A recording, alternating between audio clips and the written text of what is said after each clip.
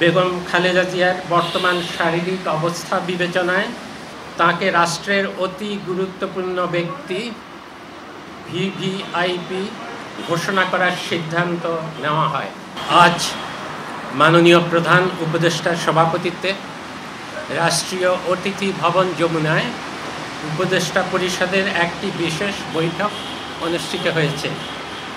এই সভায় তিনবারের সাবেক প্রধানমন্ত্রী, সাবেক রাষ্ট্রপতির স্ত্রী ও বিএনপির চেয়ারপারসন বেগম খালেদা জিয়ার আশু রোগ মুক্তি কামনা করে দোয়া ও প্রার্থনা করা হয় এবং জাতির কাছে তার জন্য দোয়া ও প্রার্থনার আহ্বান জানানো হয়।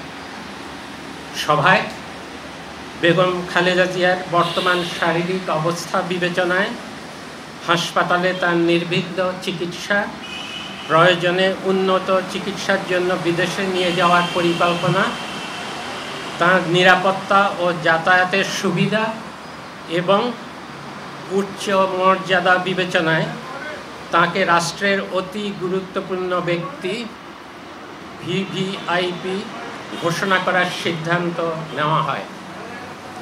এই সিদ্ধান্ত অবিলম্বে কার্যকরের জন্য সংশ্লিষ্ট সকল সংস্থাকে নির্দেশনা প্রদান করা হয়। এ বিষয়ে বেগম খালেদা জিয়ার পরিবার ও দল অবগত রয়েছে।